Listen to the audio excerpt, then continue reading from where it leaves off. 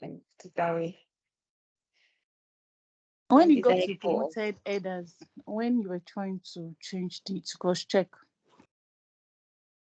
Okay, okay, thank you. Okay, from here, right? I've not started seeing your screens. Okay, yes. Okay, yes. From here, okay. That means I noticed immediately it happened. So we're just going to change these names to changed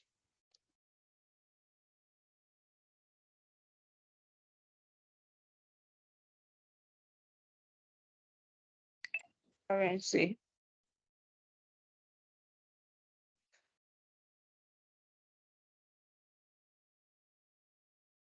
So in case I need to go back to check, I'll just know this is where I applied my step of changing to currency. So sorry, Um, Miss Esther. so Someone pointed out on the Discord channel that she doesn't think you're recording. okay, I've started recording now. The recording is on. You can see my screen, Okay. right? That the recording is on. Okay, yeah. All right, thank you. Okay. So we've done this. Now let's go through our data and check the things that are actually in our product table. So we have our product key that is uniquely to each and every product. There's a product subcategory. We'll be bringing the file in later, and we have product SKU and product name, model name, product description, product color, product size, and every other thing. But there's a particular column here that we actually will not be needing. That is our product size, because we can see that this product size is varying. We have 0 ml, 00 s, ml, xl. In the future, we won't be needing it in our data, so as to keep space and all. We'll just be deleting this particular column. I'll be dropping the data later for us in case we need to practice. So I'll be deleting this particular column. I'll just click on remove. So I've deleted that particular column because it's not going to be applying to us later in the future.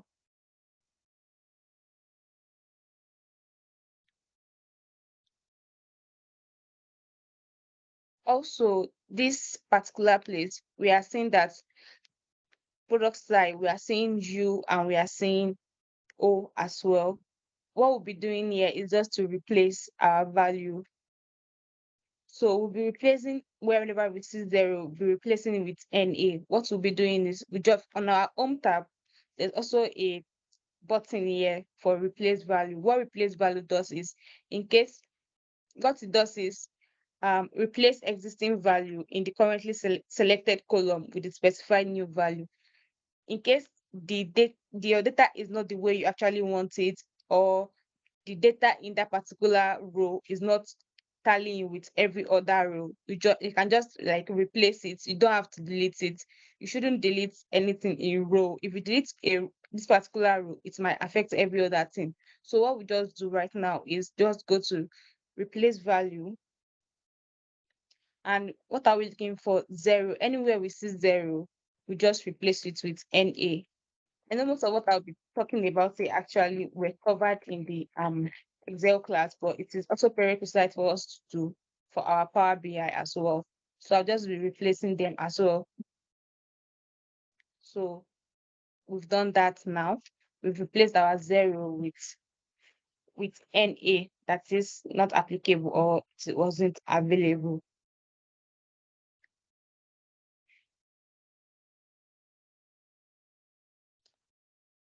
So let's go back to our PDF to see what we have to keep doing.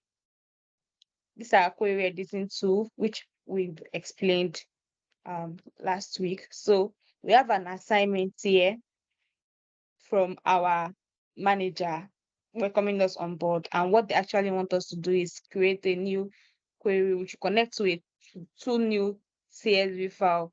So the CSV file and name product category and product subcategory. So let's do that first. For now, we've connected to territory lookup table and product lookup table. but the two table we are connected to now is product category and product subcategory. So we just click on where we are getting our data from. What are we looking for? We are looking for product category and product subcategory. So I'll bring in my product category first and click on open. So these are my product categories. This is fine.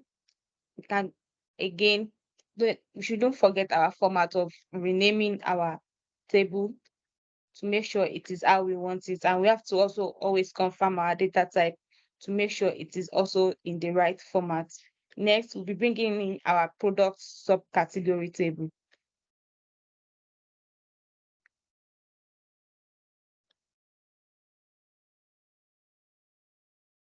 Also, we'll view it.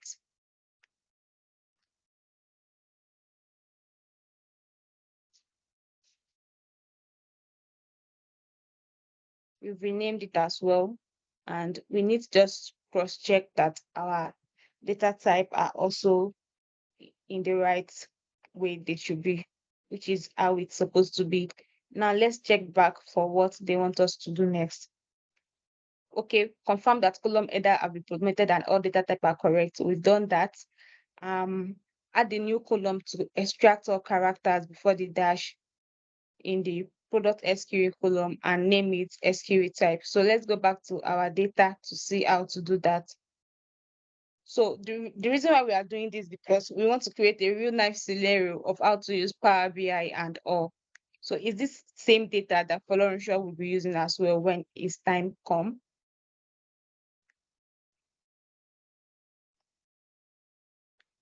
So I'll go back to my products table and I am to actually remove all data. To remove all data after the before the dash in the product SQL column and name it SQL type. So I'll be removing the product before that. So for me to do this, I'll be coming to the add column tab. There's difference between transform and add column. If I click on transform, transform is just going to transform this particular column and it is going to delete every other thing without keeping this our current column and creating a new one. But we want to create a new column.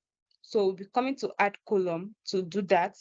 So when I'm in add column, what I'll be doing now is come to extract. That is what we want to do. We want to extract data. Where are we asked to extract the data from? Before the dash in we have to extract data before the first dash. So we do that and we click on extract text before delimiter. Okay, what's our delimiter? Our delimiter is hyphen. So we click on hyphen on our keyboard, then I do okay.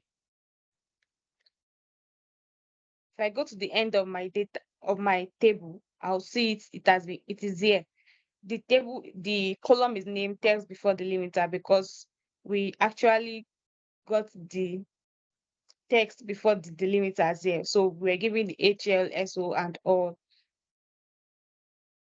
But then again, we've done that. But now we are being told to we are to rename that table, rename that column to SKU type. So let's do that. You can just double tap this and rename it to SKU.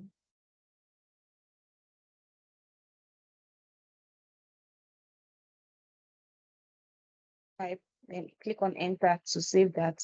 We renamed our column. Every step that you apply will be showing on your applied step. Don't forget that in case you need to go back to alter some changes or do some things.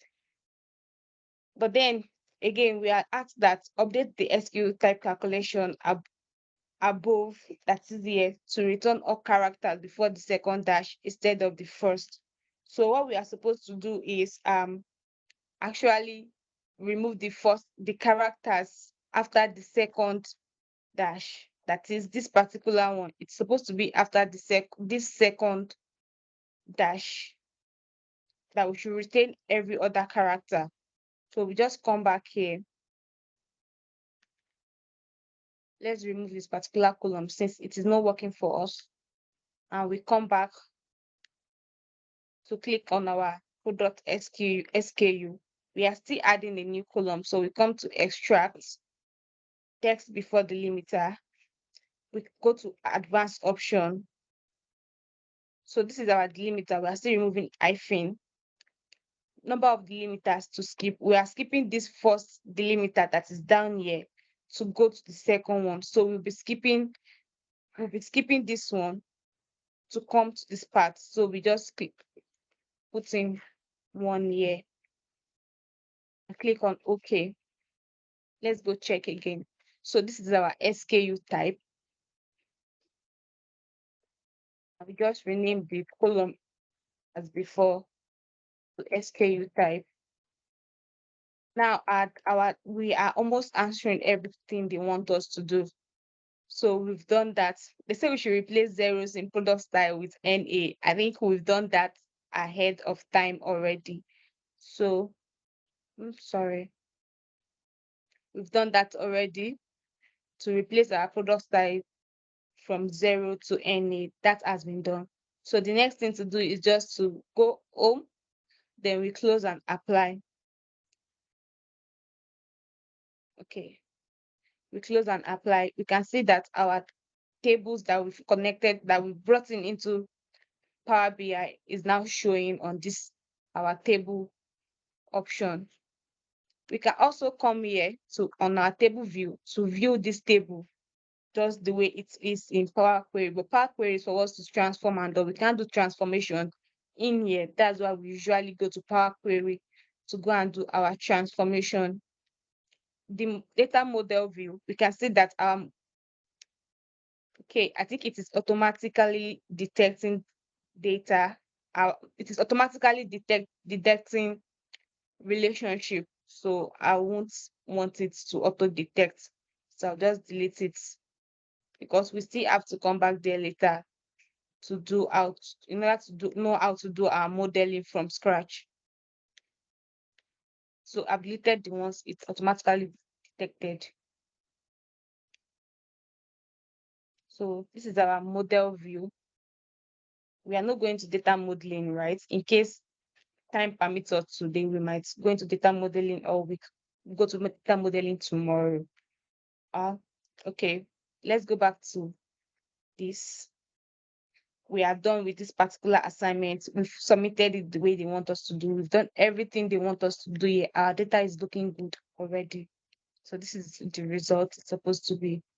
This was following short took it how to connect to data and how to connect to database and how to also extract data from the web.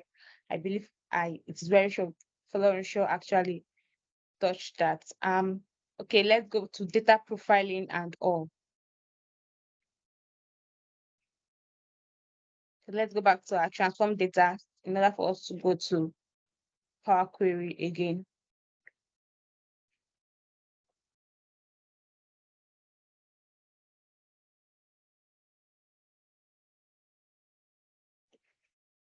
So we are going to load in our customer table for us to do our data profiling. This is the customer lookup table. We also check and do all necessary things, then we see that it's fine. Can bring it in. The first thing, as we said, make sure the naming convention is how it's supposed to be because of our data modeling. Change type, promoted header. Let's check our data type if it's how it's supposed to be. Birth date is in form of dates. You can see the calendar here. Annual income, we want it to be in currency, so we can actually change that to currency. Add a new step. So it should be in form of currency. Every other thing is how it's supposed to be.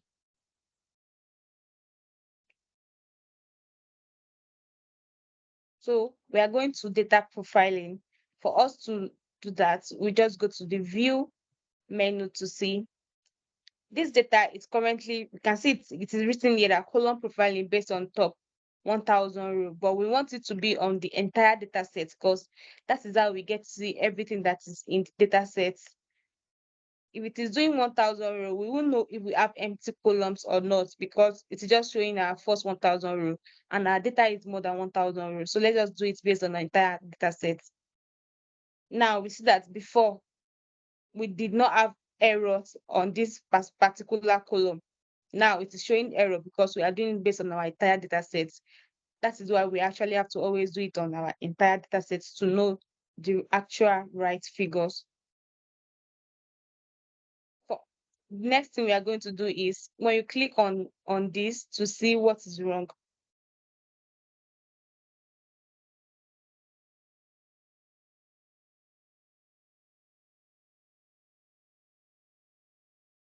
Power BI automatically brings up there's AI infused into it, so it shows us what is happening every point of time. So if I click on this ellipsis here and I actually want to see what is happening or why is there error and all, I can automatically tell Power BI to okay, remove error and all. If it removes the error, I'll see that there's actually still empty rows and all. But I don't want that. I want to do it manually. So let me cancel this step so we can see how to do it manually.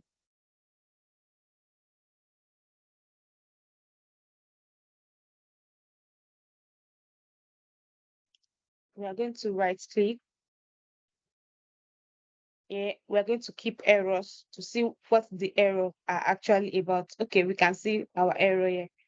So let's click on it to know what the error is.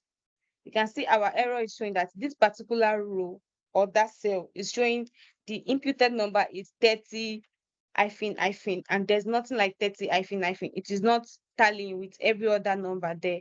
So we go back to check prefix. We have when it's supposed to be either Mr., Miss, or anything. We can also see our birth date. Some of it are actually no, and the dates is showing some people are being given birth to in the 19th, like that is not right and all.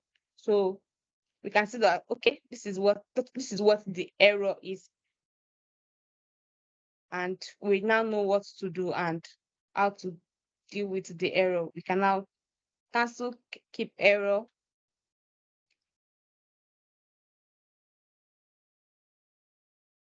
Now we can actually ask Power BI to remove the error because we've seen that okay, this error is not something to worry about.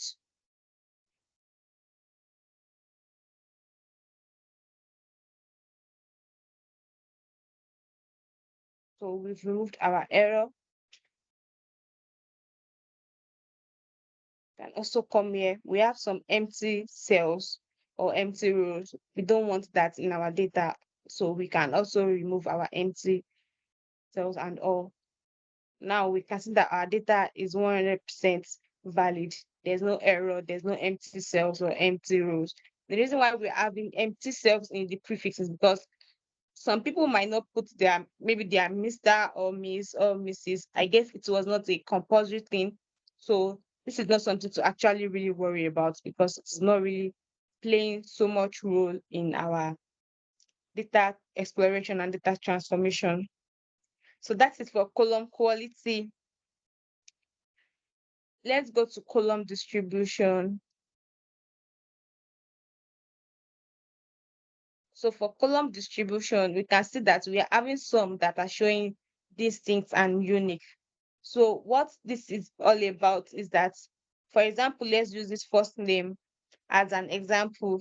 We can see 666 distinct. That is, this name are actually this 666 name are appearing multiple times. That is either Jon or Eugene. They are appearing multiple times and all. Why 89 of this name actually appeared only once, which is actually normal because one particular customer might patronize us up to 606 times, and some of them might just patronize us only once.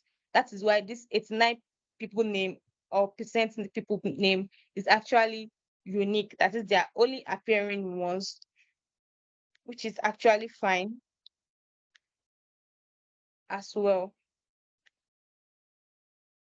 We can see for gender, we have female, male, NA. That is male, we know they are male. NA, maybe they prefer not to tell us either whether they are male or they are female, which is also fine as well. Let's go on to column profile. Column profile is usually more like a statistical method. We can always see what it's all about. So based on our first name, we see that okay, our rows, we have 18,000 plus rows. We don't have any error, no empty rows, the distinct, the unique, and this particular one is not going to show us the right thing. Let's go and check annual income. Then we can see what the whole statistical method is all about. We can see that we have more options there because this is in number, so it's going to show us more things. Again, we're having count of 18,000 plus, which is still normal for our number of column, for number of rows in our data. Distinct, that means maybe like there's 16 distinct amounts that is unique to each customer. The minimum amount annual income of our customer is 10,000, the currency, and the maximum amount our customer are earning is 170,000, the currency, and the average amount earned by the total collection of this our customer is being given to us, and the standard deviation as well is showing here. This is just a way to quickly do data exploration of our data. Like, okay, I want to know what is happening with my data. Let me quickly run through a data exploration and all. So these are just the the tools for us to use for data exploration. So I'll uncheck that as well.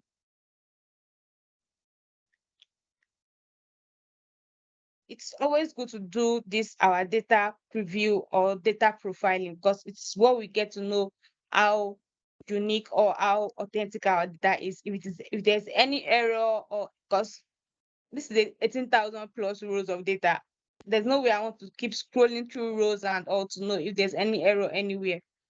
So it's by coming here to check that we're able to know that, oh, there's error here, there's anything happening. So that is why these tools are actually really, really, really important for us when we are prepping our data for analysis. Let's go back to our PDF to see what is next. We've done column quality, we've done column distribution, we've done column profile. Next is our text tool. Let's talk about text tool. So when I come to Home tab, transform to be precise, you can see that when I click on Mr., Mrs., or and a column that it is in alphabetical, this particular, if you can, I will try to do it again. These ones were all faded out because the only action I can perform here has to be text. Again, let me do it again. When I click on customer, you can see everything here is showing. But when I click on prefix, because it is in text based, everything here got faded. That's because the only action I can perform here has to be on. I can only use these tools there, which are for text, column, and also that is what. And we all know if you want to extract data, the length, the first length, the range, text before the limiter. If you want to format data, either in lowercase, uppercase, you want to capitalize each word, trim, clean, add prefix or add suffix, or we want to split our column by delimiter and every other things we can do. This is where we can perform all this action. It's also the same thing, add column. When you come to add column, you can also do the same thing there as well. So let's go back to transform data. Our text tool, we've covered that. So now we are giving assignment for our text tool.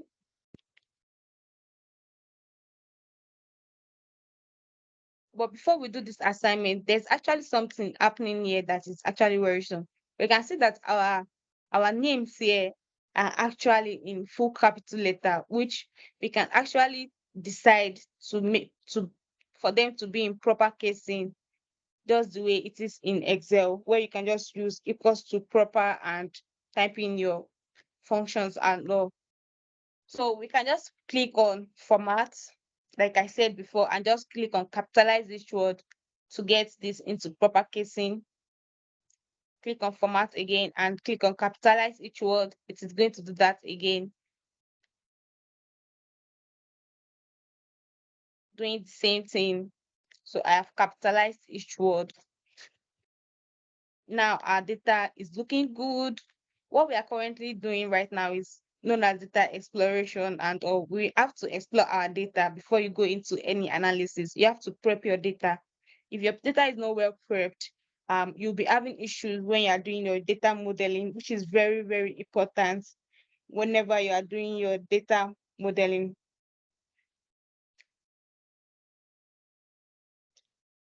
We have our prefix, first name, last name. I would like to like merge this together for me to get for me to get a column that will have a full name of all our customer. So for that, what I will just do is click on add column,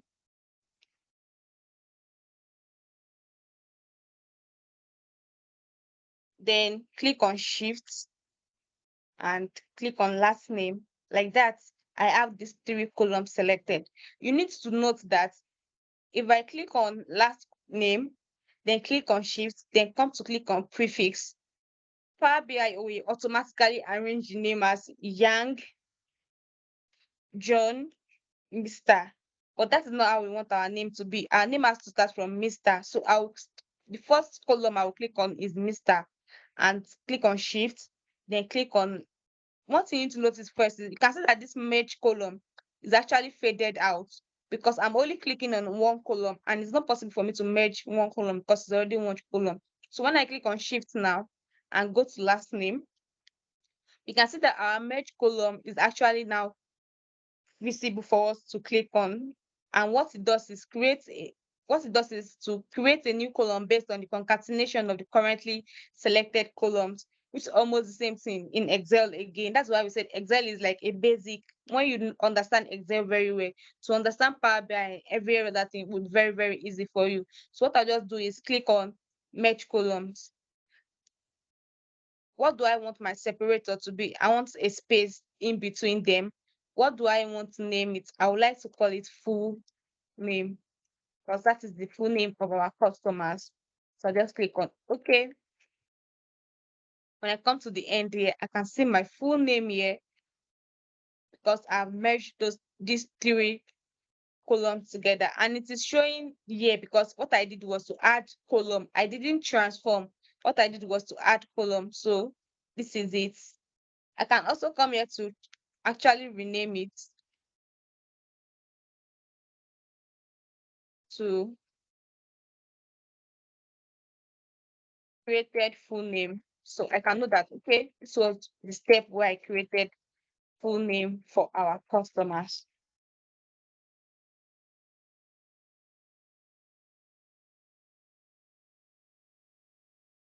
Now we have our customers' full name here ready for us.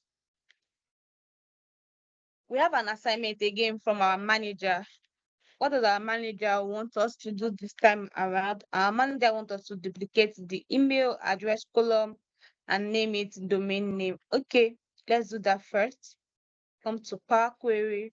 Where is our email address? This is where we have the email address column. I will right click, then duplicate this column. When I duplicate the column, this is it at the end again. What does he want us to name it? He wants us to name it domain name.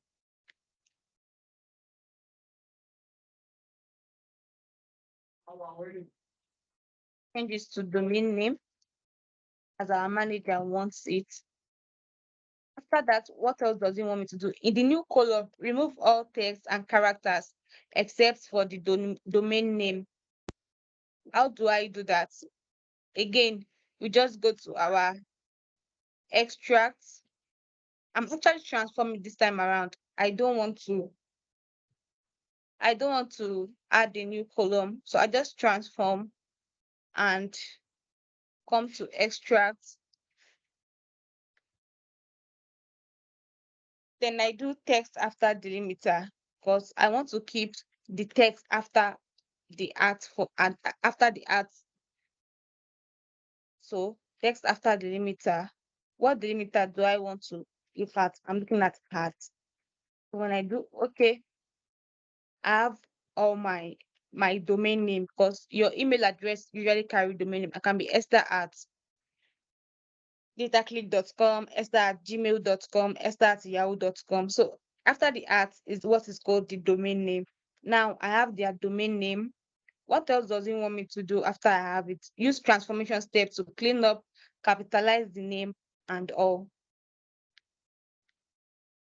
Okay. The next thing for me to do is to format and capitalize each word. Also, I would like to remove this hyphen and the dot here. So I'll just come to replace value where you see hyphen, replace it with space and do okay. Again, the dot com. I actually don't want the dot. So what I will do now is remove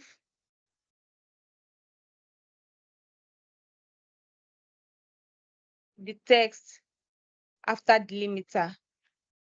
What's delimiter? I want full stop. Sorry, I was supposed to do text before delimiter. So that is why we have applied step here because you can always easily go back in case you do a mistake. The full stop. Now I have my domain name. They are all coming from Adventure Work. So it said I should save and apply. So this is what the solution is to look like, which is what we have gotten right on here. Can also go back to home again, close and apply again.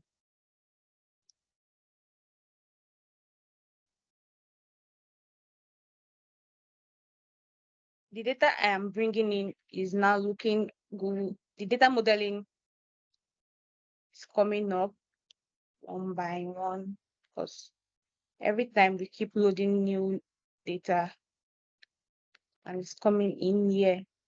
As they are all coming in here automatically. Same thing is happening here again.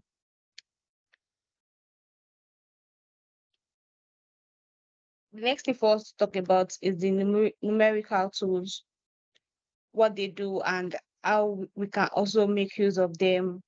Let's go back to our transform data, which is also the same thing our Power Query.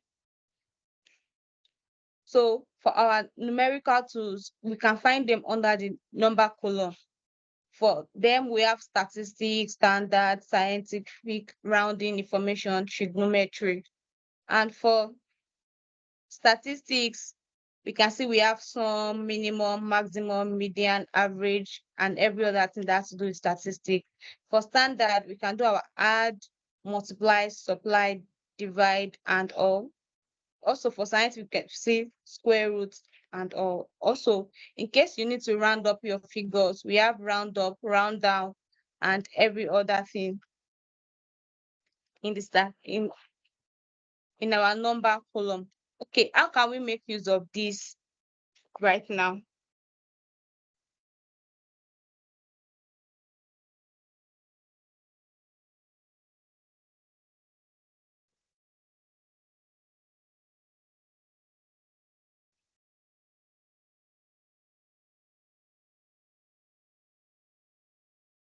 We've gotten a new message from our manager, Ethan, wanting us to do some things. He said, "Hi again. Leadership is asking us to validate some high-level stats about our products and customers. Can you help me answer the following question? We don't really need to store this value anywhere and all. What are the key objectives that we are looking for here? We're looking for what is our average product cost, how many colors do we sell our products in, how many distinct customers do we have, what is the maximum annual customer income, and we should return the table back to the original state." Like we said, this is for data exploration. We haven't started visualizing yet and all.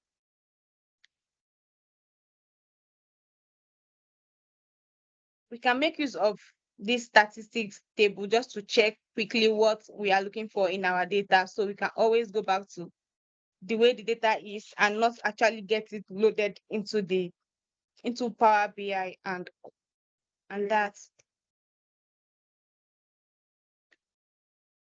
So what is our average product cost? We come back to our Power BI. We are on our product lookup. We go to product cost. We want to know what our average product cost is. We can come to the statistic and click on average. We can see that the average cost of our product is 413. That is like the average of what our products usually cost. We can answer that and just pen it down somewhere to answer the question. Going back to how our table was before, how many colors do we sell our products in? For us to know the colors we sell our products in, we then make use of the distinct option. Product here, transform again.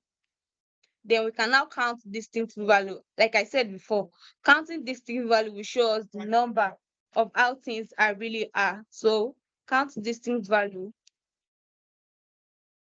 10. That means the number of colors we sell our products in is usually in 10. We have just 10 color products. Maybe we have red, blue, green, and all until it is up to 10. We've answered that. We also have to pen it down somewhere for him to know, for us to send to them. How many distinct customers do we have? We actually got that in the column, in the profiling, in this our profiling. But again, we can actually do that here. How many distinct customers do we have? Can come to the full name to just check for the distinct customer. We count distinct. We have 18,110 distinct customer. We can pen that down somewhere again. The next question we are being asked is, what is the maximum annual customer income of our customers? For us to know that, we just come to our customer, their annual income. What do I want to know? You come to the transform tab. I hope you are seeing that I'm actually going to the transform tab just to check what is the maximum. Sorry, I need to cross check. Okay, yeah, maximum annual income of our customers. So I could just come on statistics and click on maximum. Oh, our customer with highest earning is earning 170,000 the currency. Nice. So we pen that down somewhere as well. You want us to make sure the table is actually still the way it is. We don't have to change anything or create a new column. It's just for us to quickly do an exploration of to answer some few quick questions. That we can now pen it down somewhere just to answer his question, then send it to him for him to know that I'm Ethan. These are the answers to your question.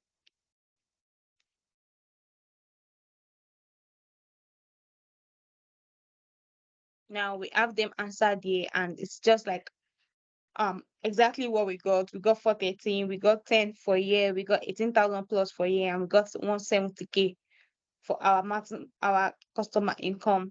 Now we are going to date and time to date is very, very important anytime we're analyzing our data because it's the day-to-day transaction, especially a sales table or a sales data, because it is what we are selling every day and what is happening every day. So we actually really have to know the date a particular thing is happening. So when we get to our date tab and we click on dates, we can see there are different types of drop down there. We have age. What age is actually talking about is the difference between current date and the date in each row.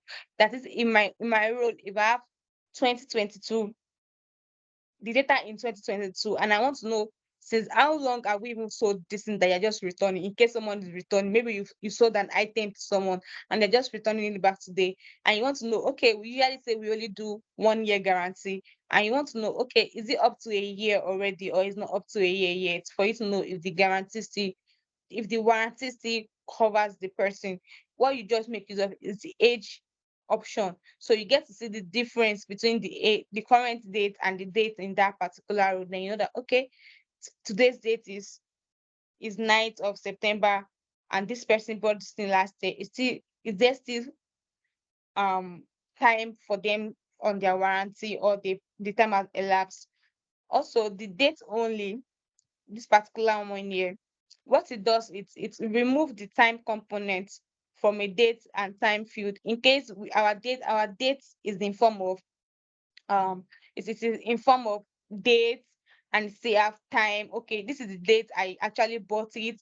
When we go to all the supermarket, we see that our receipts usually carry date and time. But maybe when you're analyzing your data, you actually don't need the time. There's nothing you want to do with the time, and you only need the date. That is when you make use of the date only option. So you just it removes the time and keep just the date for you. Whereas we have the year, month, quarter, week, day, and we all know that date is actually in form of hierarchy, in the sense that every date actually has a day, it has a week in the calendar. Is it which quarter of the year, what month, and which particular year did this thing actually happen? So that's why our date is usually broken down into various components. Also, earliest and latest, it's just almost the same thing as when we were doing our aggregation in our statistic. Okay, what's the maximum amount? What's the minimum amount? It's just the same way we get our earliest and latest data as well. In case we have our calendar table and you want to know which date is the earliest, you can make use of this earliest.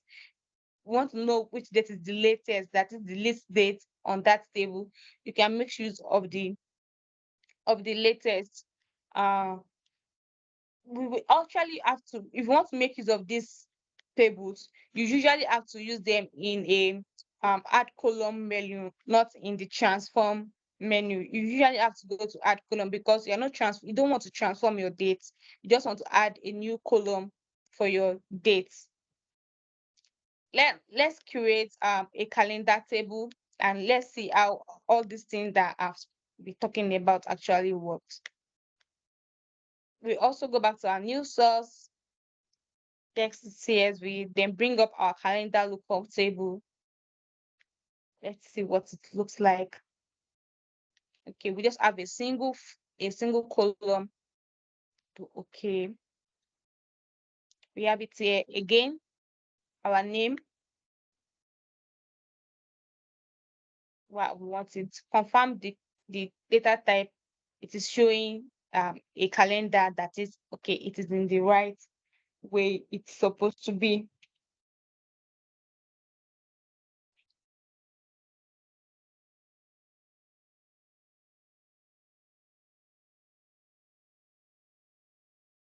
So let's make use of the earliest and the latest first. Let's see. We come to our dates. What's the earliest? Can see that the earliest date on that date, our date actually started from on the 1st of January of 2020. This is also a way of actually doing data exploration. You just want to quickly cross-check what is happening in your data. It's not as if you want to make any significant change. So I cancel this. I said, okay, my date starts from 2020, January 1st. Okay, what was the last date on this particular calendar? I can also come here and check on for latest. I can see that the latest date is June 30th, 2022. That is, this data is from 2020, 2021 to middle of 2022, which is June 30th. Okay, I can pen that down as well in case I need it for my report in the future.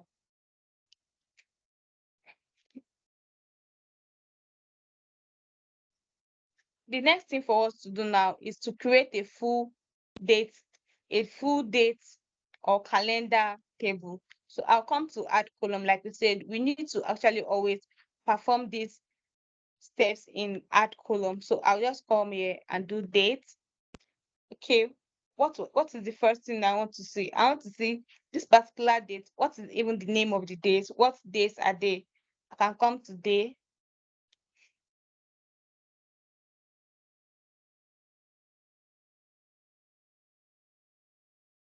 I come to day, then the name of the day.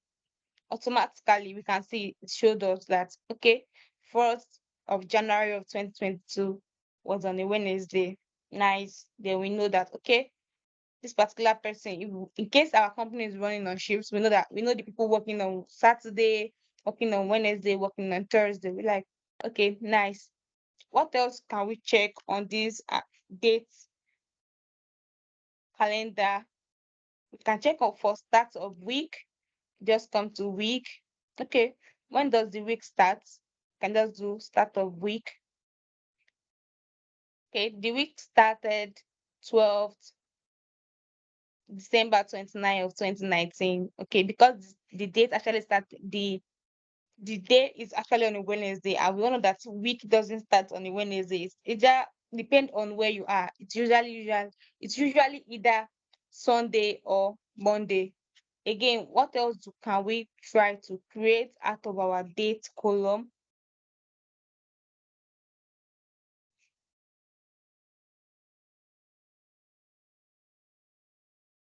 Our week is starting on a Sunday. We can see that first, you can see this is also first to Saturday.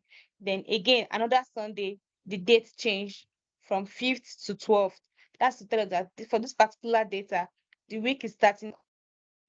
But in case we actually don't want our week to start on a Sunday, what we can actually do is come here, click on this gear button here.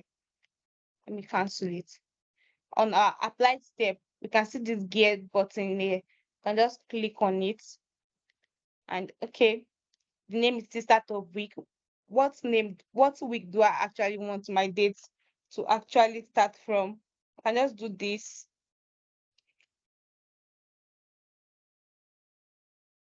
and do comma day dot Monday. I want my week to actually start on a Monday. It depends. You can do Monday, you can do Sunday, you can do anything. Then I click on okay. You can see that there's a change. This was formerly on the 29th, now it is on 30th. Also, this was formerly on the 5th, it is now on 6th, and the week is actually now starting on a Monday instead of a Sunday.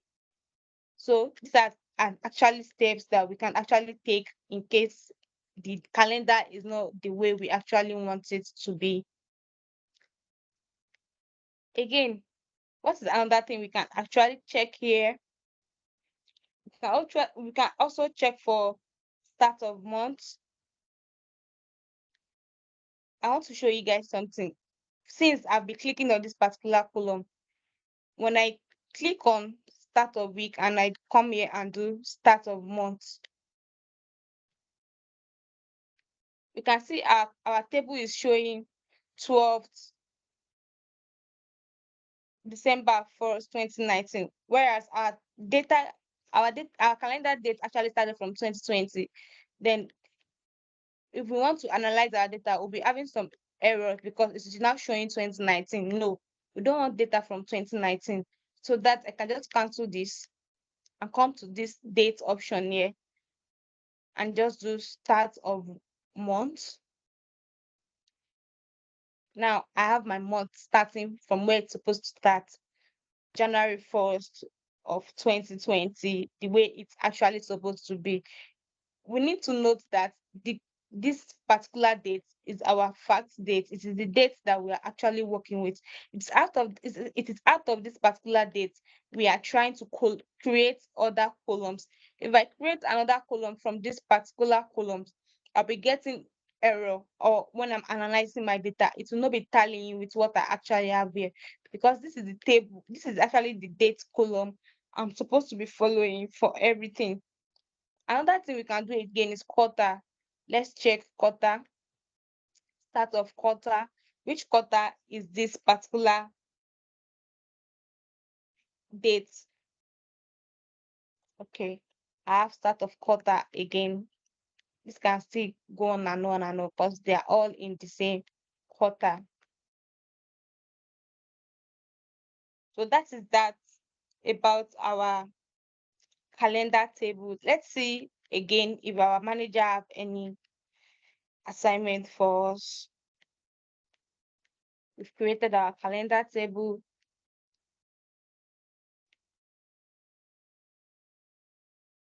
Okay. Our manager wants us to do what? We need to add a few fields to our calendar table to help us analyze sales trend over time. Could you please add the following columns when you get a chance? At this point, I will actually need someone to actually volunteer to help us on how we can actually get this on our calendar table. I'll be calling on names.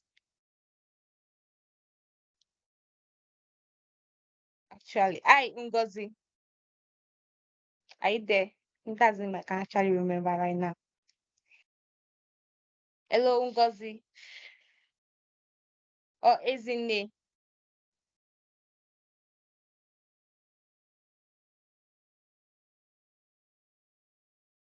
Hello, can anyone hear me? Okay, we have Ifoma. Okay, allow you to speak. Hi Ifoma, can you hear me?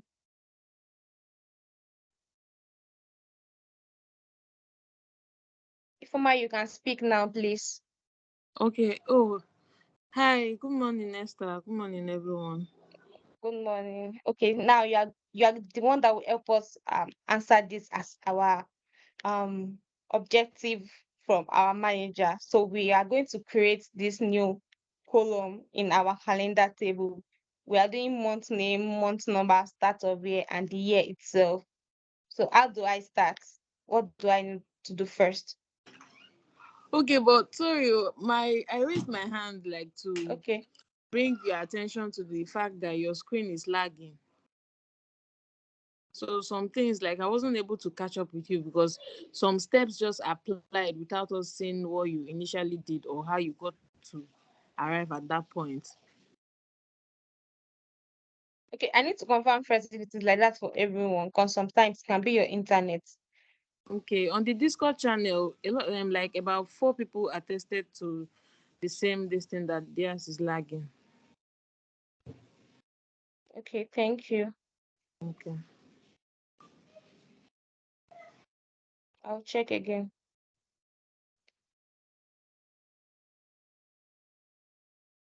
What Okay, I think I should just go through the assignment myself so you can actually see how I was actually really, really doing it.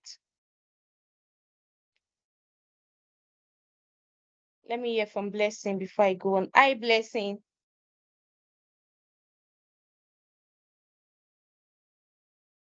Hello, Esther. Hello, Good Blessing. morning.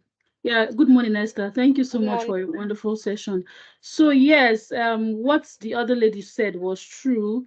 In fact, sometimes I will just notice that, oh, Okay. you've already arrived at something. Meanwhile, I don't even know what you pressed and all of that. And I don't know. I don't think it's from our end because my network is strong. So please, Okay. All right. thank you. Thank you. So I'll just take it slower now. All right. Thank you for bringing that to my attention. That was why I had volunteers, because I'm the only one in this class right now. Others did not join. So my volunteers were supposed to bring my attention to it. Well, for me, I didn't experience that. That was why I didn't say anything. Okay, that's what I was saying. It can depend on everyone's internet. Okay, so we don't have volunteer to help us with this to solve this assignment from our manager. Okay, so as not to waste our time, I think I'll just go ahead and solve it myself. So like I said, I have to make sure I'm clicking on this particular date column.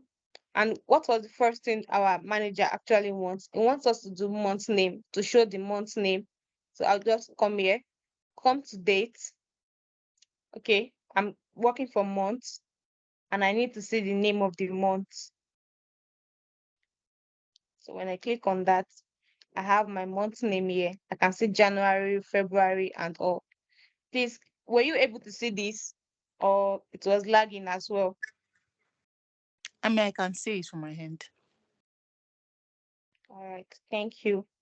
So we have our month name. What is the next assignment? The next assignment is month number. again, making sure I'm still on this particular column. Click on my dates. Again, month. What we want to see is month number. So I can just click on month. So I can see that that's the first month, second month, and the rest. If you scroll down, you see that. Also, still on my main date column. What was the next question? Start of the year. What year did the data start from? Okay, come here again. Click on year and check for start of year. If I scroll down, I'll see that it is corresponding for every of my data. Come to date again. What is the next thing my manager wants me to do? I should just bring in only the year. He does not want to see the month or the day and all. He just wants to see the year alone. So still on here, I just click on my date and I click on my year and just the year alone. That's what he wants to see. Now I've answered my manager's request and I've worked on it. Okay, so this is our solution. It is actually what we got. So now we are moving on to index column. What does index column do? Index column just contains a list of sequential values that can be used to identify each unique row in a table. In case when your data does not have primary keys. Primary keys are usually unique value that is unique to everyone. Example, when you were in case I want to believe everyone there was once upon a time in a university or a polytechnic, or if you haven't gotten there yet, in the tertiary institutions, everyone have a matric key. My matric number cannot be the same as your own matric number, and it can't be the same as another person. Even people that have left the school, I can't have their matric number. Everyone's matric number is unique to them. Matric number is an example of a primary key. A primary key is usually unique to each and every individual. The same number of people cannot carry the same primary key. It is not possible. We can all be in the same department, but we all have unique numbers still to ourselves. So an example is the matric number I just stated now. So in case your data does not have primary key and you actually need to create a primary key, so what you can do is get the index column and all. So index column contains a list of sequential values that can be used to identify each unique row in a table. It can start from 0 or 1. These are often used to create unique IDs that can be used to form relationships between tables. So let's dig into it.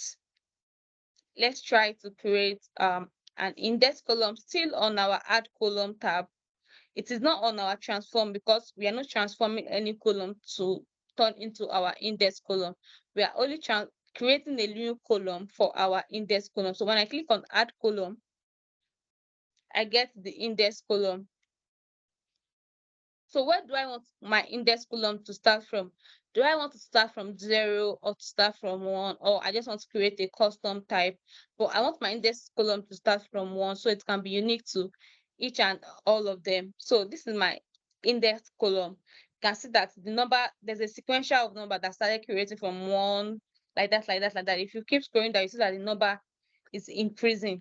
So that is uniquely to each and every of this row. That's like a primary key to them, to this, to each of this row. So in case this is actually to show us that in case we don't have um primary key, you can always create one for yourself. But because we have primary keys here, I won't be needing it. It's just for me to show you guys how to go about it. So the next thing I want to do right now is to bring in a new table. I'll be bringing in my sales table for 2022.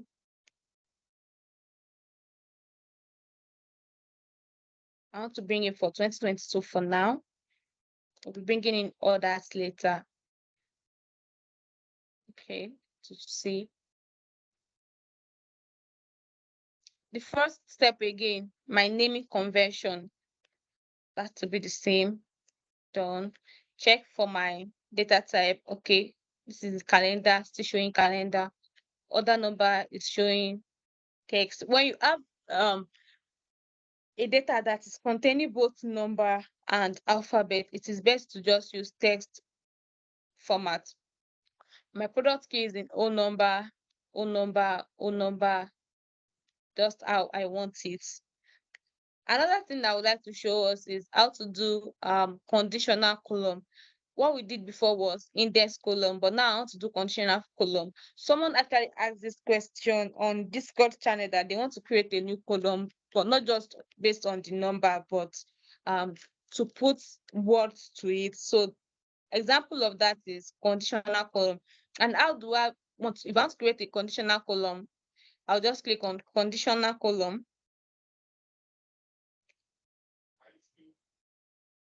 What do I want to name my conditional column? It can be the name of what you want it to do, but I would like to do quantity type. We will see why I actually named it quantity type soon.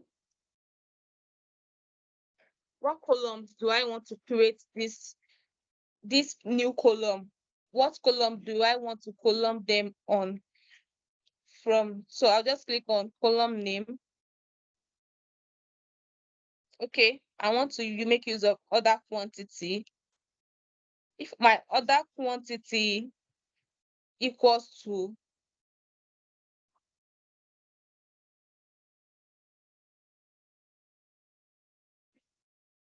if it equals to 1, what do I want to put it? I want to put it as single item. In case someone bought something that is just, okay, this person bought only one item from us, what category are we going to put that order on? We'll just put the other quantity on single item. But what if the person is buying something more than one? Then I click on add clause. Based on what again? Still based on my other quantity. No, I'm not using equals to this time around. So when you click drop down, you see so many conditional option here. We have equals, does not equal, is greater than or equals to, but is less than or equals to, depending on how you want your condition to be about. So I just want it to be okay, it's greater than. If it is greater than 1, I want it to be called multiple item. If what the person has bought from us is greater than 1, it should be called multiple item. But yeah, if it's equal to 1, we want it to be single item. And we have the last clause here. Okay, what if what the person bought is equals to 1 or is not greater than 1? We believe that we cannot have any negative option in, we can't have any negative value in our data, but in case there might be mistake from our sales rep, maybe they mistakenly input a negative figure, so I can just come here and put others just for backup sake. We just put others there, and when I click on okay, we can see that the new column is up already. Now we can see the other quantity. Okay, this person bought 2 items. So that means the person bought multiple items. This person bought 1 item, that is, the item is just a single item. So that is what this conditional column is all about. This conditional column is based on what is happening on other quantities. So that is why I gave it the name quantity type.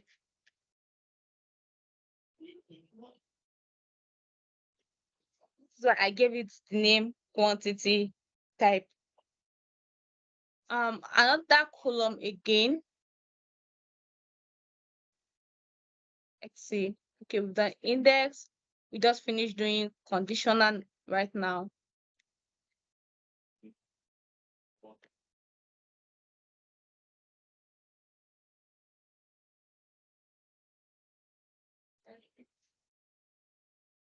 Okay. The next thing should be calculated column. For us to do calculated column, let's make use of product lookup.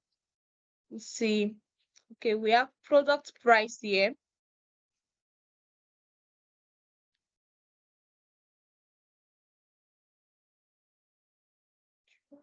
Where to get it?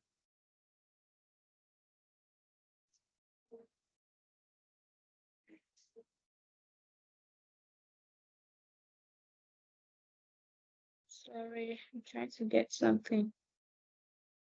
Yeah, okay.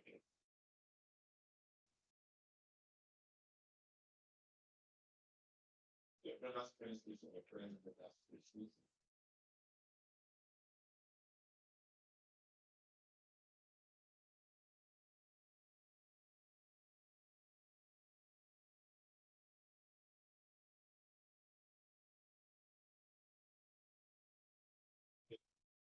First how offense like see now. Yeah, assuming that the rest is not that rest only what they instructions to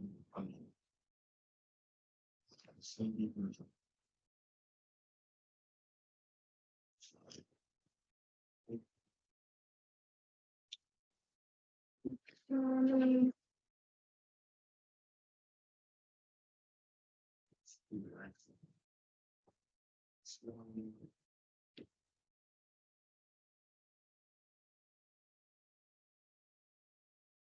okay.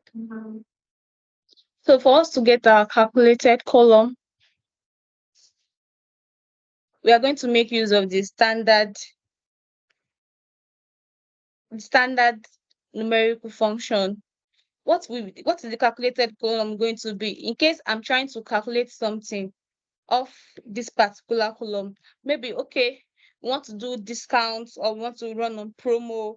Okay, we are trying to do 10% discount of this particular product price.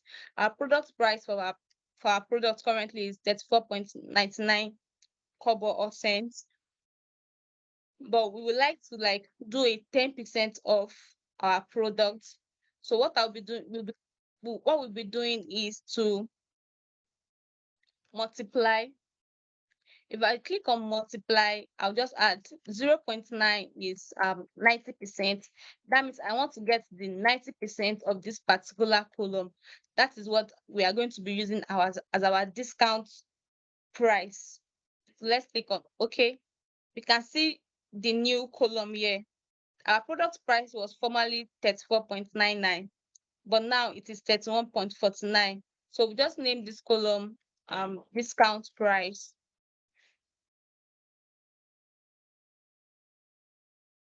So this is the 90% discount price. In case your company wants to they want to go on promo and they don't know how much to actually put the particular price, they don't need to like still stress themselves for calculation. You just come for calculate.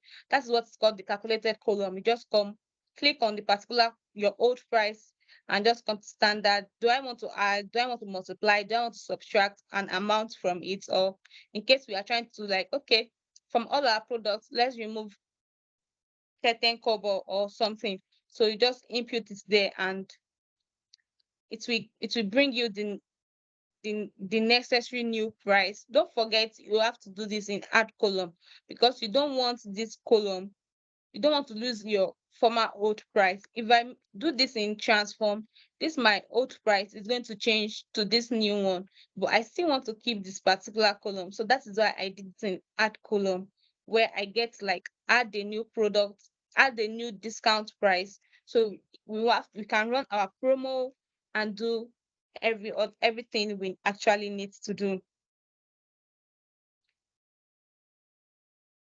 So that's what the calculated column is about. Um, the next thing now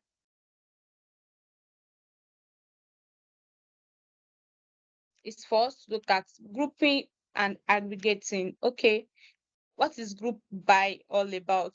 Group by allows you to aggregate data at a different level or grain. That is, for example, this particular product, let me see our sales data.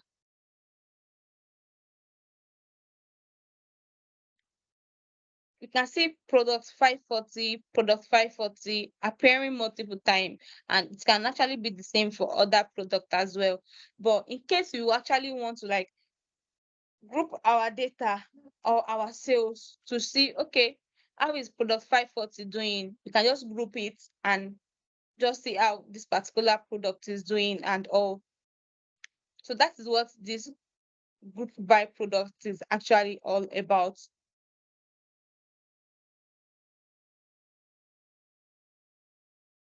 Let's practicalize that. Okay, this is the product key. Let me group by my product key. What do I want to just name it? The new. Okay, let's see. Total quantity. Total quantity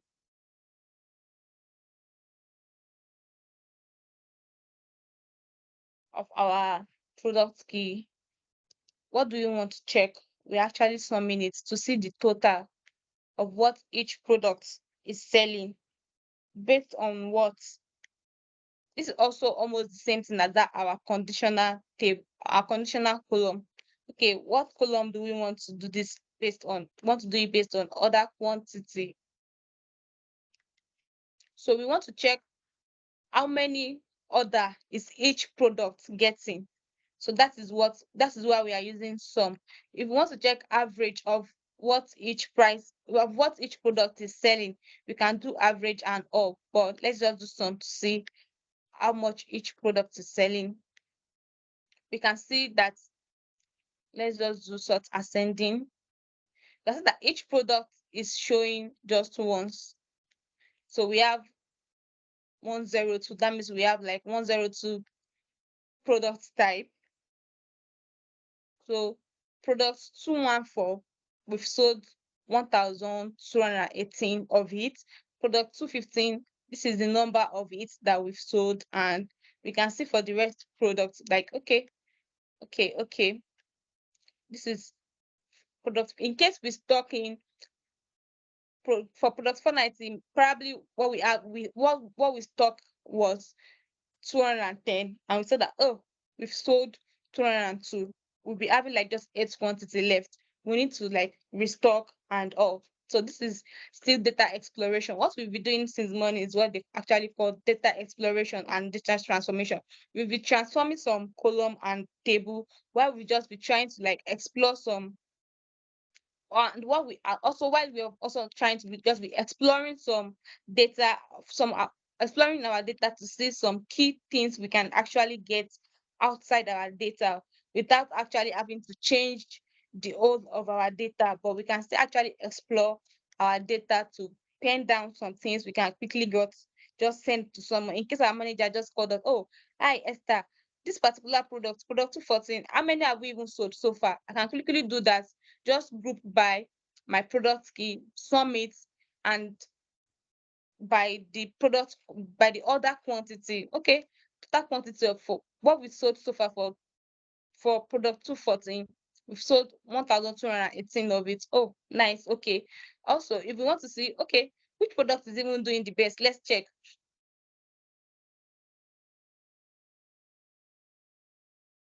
Let me clear sort here.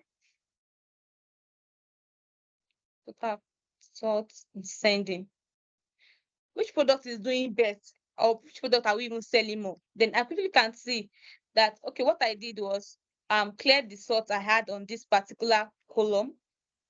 Then I come to total quantity, then sort this ascending. Sorry, descending. Descending is just you sorting your whatever it is from the highest to the lowest. So okay, I can see that product 477 is actually our highest selling product. Maybe we have to restock more on product 477, and that's okay. Which product is even selling the least? in case maybe we are trying to cut down on expenses and all, I cannot sort ascending. I say that, sir, product 493 is actually our lowest performing product, because so far from 2020, sorry, excuse me, from so far the products for 593, we've only sold 21 so far in 2022, because this data is actually for 2022 only. So that is that about group buy. That is what group buy usually do. Where what next? So we've talked about group buy. Yeah, that's what we just did. Group buy and aggregating. So this is our aggregating function, and that's what we just did. This time we are transforming the daily transaction level into a summary of total quantity grouped by product key and customer key. Please, is my screen lagging or still going fine if I move on? On my side, yeah, it's okay. It's okay from my Okay, is side anyone too. Yeah, it's okay? okay from here. All right, thank you.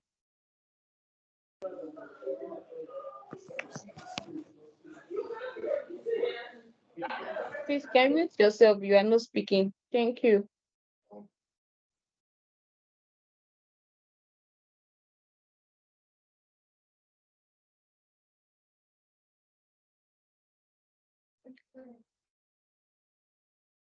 So we'll be moving to appending queries.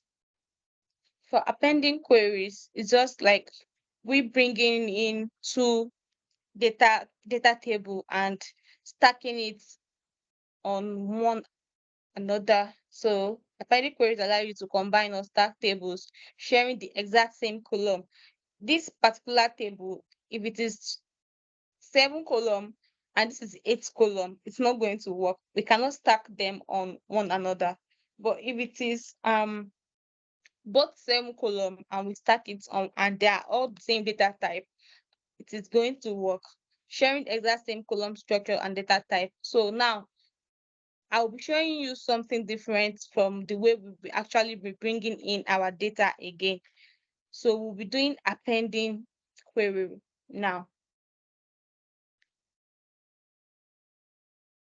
So let me delete this particular one because it is not going to be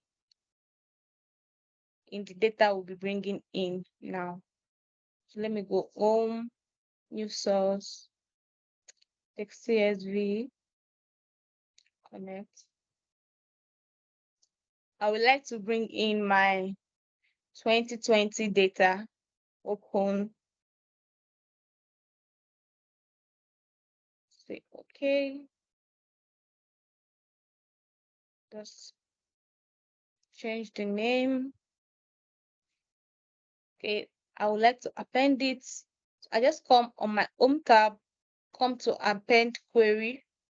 I can append query for this existing data, for the existing table, or just create query as new. I would like to create query as new so we can see some things.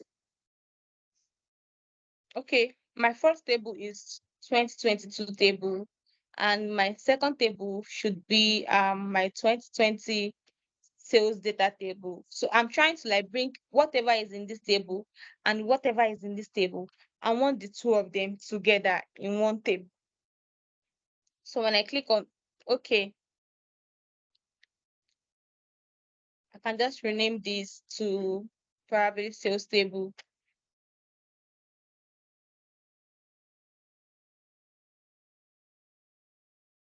Sales table.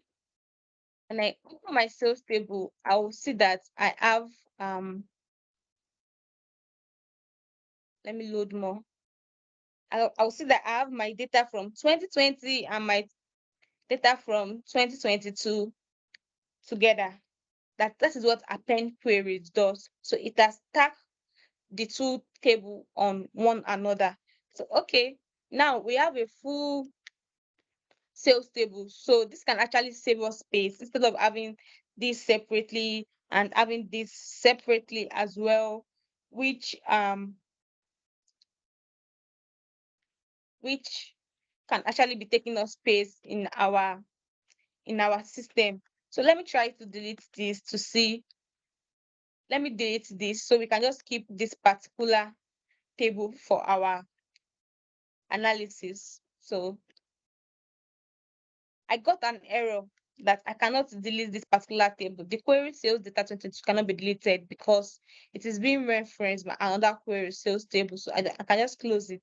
Okay, I can't delete this particular tables because that is what this particular table is making use of. But there's another way I can actually bring in all my data in case I have them in different tables, but they are still sharing the same column number. So for me to show you that, I'll have to just delete these 3 tables. Okay, sorry, I can't delete that first. I have to delete this first. Yes. So now I can easily delete these 2 tables.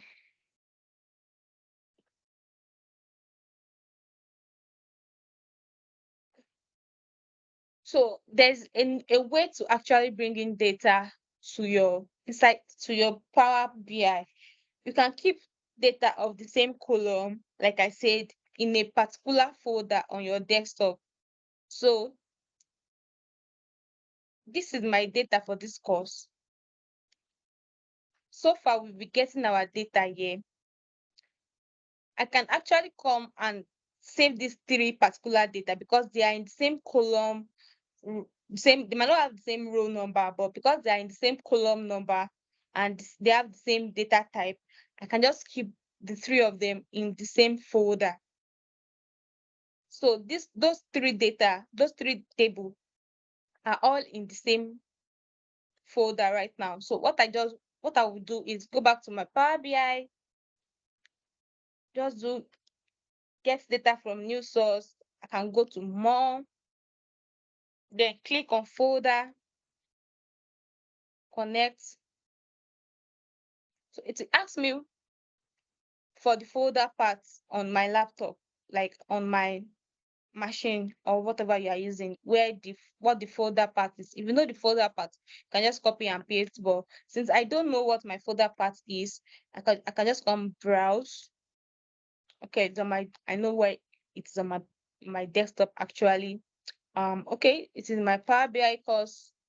It is inside here, and it is also inside this particular folder, and it is inside this is the particular folder I want to connect to.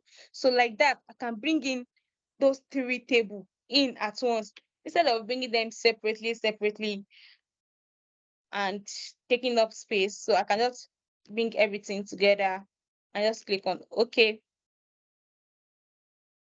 So because we are actually bringing in folder and from different tables, it is going to come up like this instead of our usual way of it coming up. I can just combine. Let me click on transform data so we can see how we can actually combine it later. It is also still showing this way. The next thing I'm going to do is just click on this particular drop down arrow, which is saying combine data. So I just combine my data. It is rolling. So now we have the 3 data together. It is the sample file is based on the first one, which is our 2020 data. If I want my sample file to be based on 2021, I can also preview that. If I want it to be based on 2022, I can also as well preview it to see what my data looks like for those 2 years. But because I've seen it before while we were working earlier, I can just click on OK.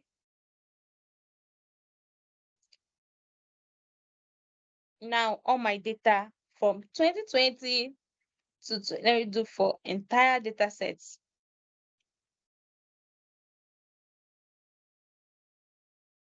All my data from 2020 to 2022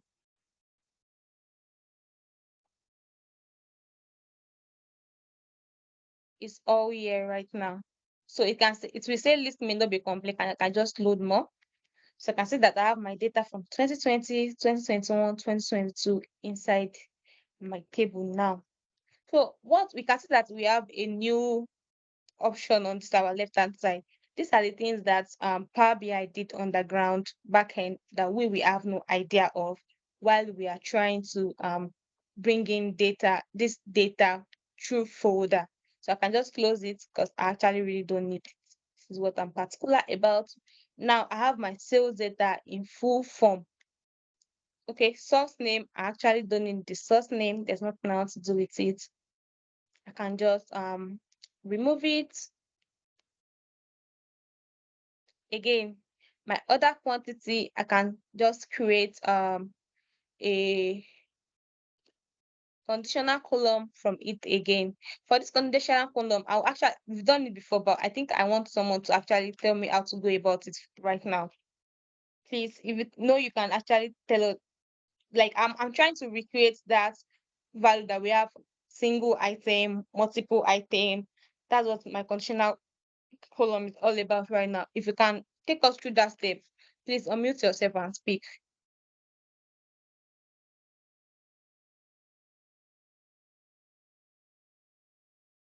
Hello.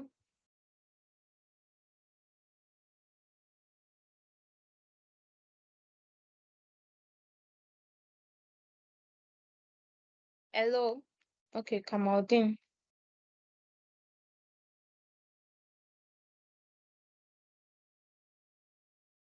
Tijani, you can speak now, please. So I'll just go to my Power BI and just tell me what to do. Okay. Can you hear me now? Yes, I can hear you. So you go to add column. Okay, I'm on and add column. the conditional column you want to add. Okay.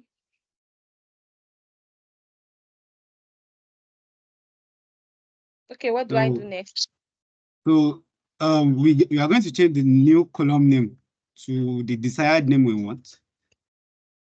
Okay, what name do you think we should name it? We are looking at quantity type. Okay. Okay, what next?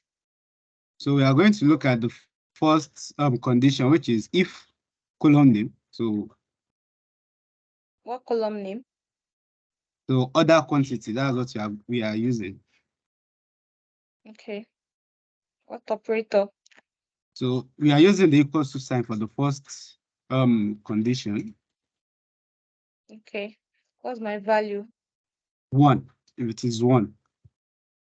Okay. What should be my output? So we want it to give us single item as our return. Okay. What do I do next? Then we add another clause to tell us the next, what we want it to return next after that. Okay, else if. Okay. If the other quantity is greater than 1. Okay, is greater than 1. 1. Okay, what should be my output? Multiple items. Okay. What next? So we can to avoid confusion or because of maybe error due to inputs, we now add the last clause that or else give us others. Okay. What else? What next? Then we can now apply the instruction and press OK. All right, let's see. All right. So this is it. We have it here. Can load on more to see. We have multiple items and single item. That means there was no error while they were inputting, so we don't have others because we were not even expecting that error to happen. We have our other quantity should either be 1 or more than 1. So thankfully we do not have others. Please, if you're not speaking, kindly mute yourself. So we don't have others. Okay. Yeah. So we've brought in all our data for today. If there's any question, please ask. Let's use the next 10 minutes to take question. Tomorrow class will be looking at data modeling. If you have any question, kindly raise your hand. All right. Okay. Please go ahead to ask your question. So, my question, can you please go over how we went about picking it from the folder again? Do we have to arrange all the files in that folder before we do it, or Yes, I like I don't know. said, the data were already in the folder. It can be in 2020, 2021, 2022. It can even be maybe like this, but because we know they like it has to be numerically or alphabetically. So that's why so everything's already in one folder. You can see we have it as a single file here as well. We also have it in a folder. So let me go over it again. Let me delete it.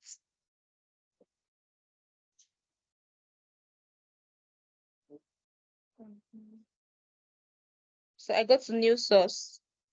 I click on more because folder is not showing here currently. So I click on more. So I go to folder, then connect to folder. So it's going to ask me to browse the path, or if I know the path already, I can just copy and paste it in here. But because I don't know my folder path, I can just try and browse through my computer. Okay, I know that first thing I know is that it is on my desktop. So no, it's not my airflow, sorry. It is on the desktop for Power BI course, and it is inside Adventure Work Raw Data. And inside this Adventure Work Data, I also have another folder inside called Sales Data, which is the particular data I actually want to connect with to. That is the data where I have my sales data. So I just click on Sales Data and do okay. Okay, again, it's coming up. I have it here previewing, but I don't want to combine and transform. I want to transform the data first. So it is showing like this in our Power Query, but I want to be able to see the whole of my data. So I'll just click on this double down arrow that is showing combine file. We can see that as I'm overing this my cursor here, it is showing combine file. So I just click on combine file.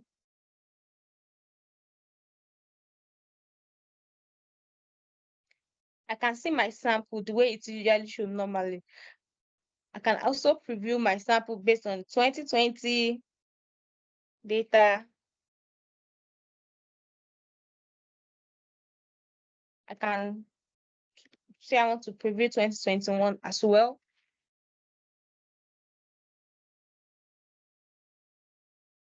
I can also preview 2022.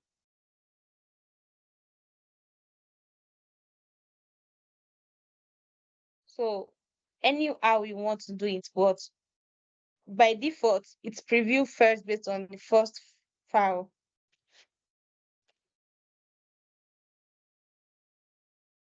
So I just do okay.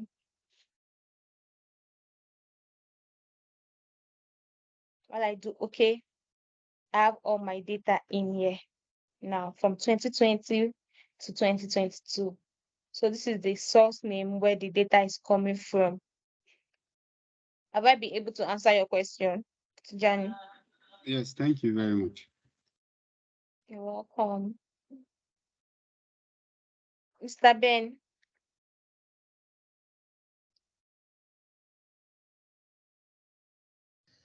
All right, thank you so much, Esther. It's been a captivating session indeed. I have Thank you. two. One is a question and the other is an inquiry. Are we going to have this Okay. your PDF document after this class so that to help us as the week progresses concerning our studies on Power BI? That is one. Secondly, okay. Okay. Okay. Secondly, Yeah, secondly, while you were working on the other data, remember that you replaced zero with not applicable. mm-hmm. And I also remember that during one of Joseph's class, I think it was one of the last class we had with him. Mm-hmm. we actually removed columns, or what do I call it now? It actually So, but depend on. Okay, please go ahead. yeah, so what are the ways that you can actually work with data that need corrections or need removals? How do you know that the data is supposed to be removed or should be replaced? Or I don't know how to really place the question, but I think there can be, from what you just did, there can be many ways to correct a column to Yes, suit what you want to there are do. actually there are actually many ways. If you remember, there was a particular column here, product size, that actually removed because I knew that it is actually not necessary or important. So that was why I removed that particular column. But product style, I don't want to remove it just because of few errors. So I can replace that zero with NA, not available. So there are some data again that when you have empty space on or outliers, what you just do is find the mean of those value and just replace them with the mean. You can actually read more on how to treat empty space or blank space in your data. There are numerous ways you can do it depending on your data and what you're actually working on. So it's something you can actually research on your own free time All because there right, are all right. Thank numerous you for ways. that It heads up. usually depends on data. You're welcome. All right, thank you. So what about the PDF? Are Delvis, we going to have it? yes. Delvis, All right. Yeah, hello, thank you, Esther. Can you hear me? yes, I can hear you. Okay, good morning to you and good morning to everyone. Good morning. Today's class was very, very informative. There are some things I've been wondering before. How can we achieve this in Power Query with some data? Since Power Query is actually different from Excel, but today you have been able to enlighten me. So I want to get a clarification on something before I ask this question. Um, Okay. this conditional column on Mm-hmm. Power BI, so on Power Query, Mm-hmm. sorry, does it work in a similar way like the if and ifs function in Excel? Yes, yes, we can see that while we were creating our conditional column, there's space for if and if else. Okay. So it Then works like that. okay, then my first question is The is second there a question, limit? Okay, so my second question, sorry. Is there a limit to the number of clauses one can add? no, there's no Okay, limit. You can keep going on and on and on and on. You can see, I can keep going on and on until I get to the end of what, okay, finally got it to o- where I want it to be. You can see, you can keep going on and on.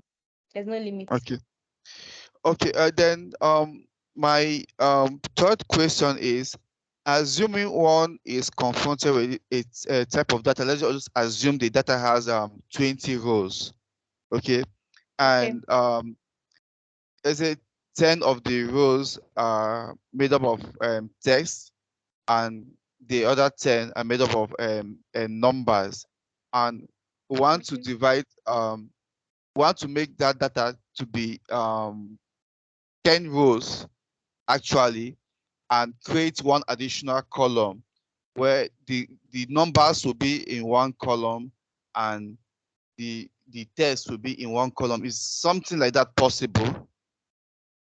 I don't know Yes, it if you is understand the question. possible. I think I Okay. understand your question. That is for merge queries. Example, let me try it here. We have product categories. Let me do product lookup. Let me do merge queries. Let me merge queries as new so that we can actually delete it. So this is my product lookup table. I have product key and everything. So if I want to like add product category, you can see that on this column we don't have product category there. So I can just click on product category and come here and look for product category. Click on it. Sorry, this particular two table does not have the same thing. Let me use product subcategory. So the two table. So first, to explain what I'm actually going through right now, the two table needs to have a primary key, like I've said before. Like our tables usually need to have primary key and all. Esther, can I come in here? Yes, please, you can Hello. come in. Okay. I'm not talking in aspect of two different tables. Like in the same table, Okay. in the Okay. same table, let's just assume we have a table that has two columns. Okay. Or let's just, if it's a one column, but it's the same table, then this that table contains 20 rows, for example. Okay. And 10 of those rows are contain text.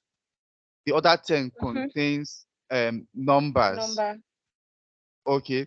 And we want to separate the numbers from the text. In other words, the numbers will be in a different column. The text will be in a different column. In that way, the total rows will reduce from 20 to 10.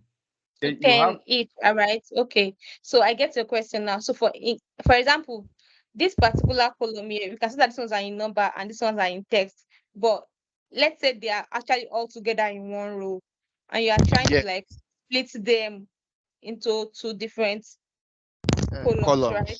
Yes. Oh, okay. You can actually duplicate it and just filter, like probably duplicate this whole row and just do filter to keep your first text and filter for number as well. Okay. Yeah. Thank you. All right. Our time is first spent. Let me call on that one, the last person. Hi, Blessing. Hi, Esther. Good afternoon. Good afternoon. Thank you once again for the class.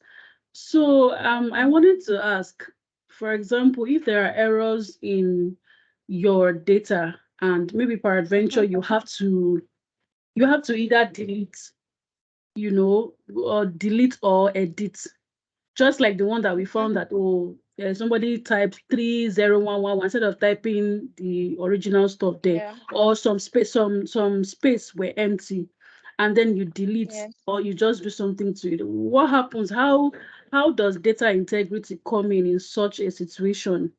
And how sure are you that what you are removing or what you are editing, what you are removing, let's even imagine that you delete it. How sure are you that what you have deleted is not needed or is not useful? And so where does data integrity comes in that aspect? So that's why we usually say don't delete anything. You have to be sure of of your data and what analysis you are going to be, and the analysis you are going to be carrying out. You can't just go ahead to delete data. That is why there's option for replacing. So if there's an empty space, you can always replace them with 0 or NA, like we did in this particular place. Okay. Yeah, so don't always delete your data like at first. It's maybe later in the future you already know the into total of the analysis you want to perform. Be like, okay, just to save space and all, I'm actually not going to be needing this particular column. There's nothing I want to do with it. Then you can safely delete. But before you delete, think of every other options available before you delete. Okay. Thank you. You're welcome. All right, thanks everyone. So I'll see you guys tomorrow. Please, you for didn't the tell us if you are module. going to send us the PDF file. I answered him. I said yes, but it might not be now because we still have other people as well. For Laurentia, please go ahead. Thank you. You're welcome. I think you have already ended the class already. So, everybody. Hello. I thought you were raising your hand. Yes. I actually want to say one thing, but I think you have ended the class already, so it's fine. No problem.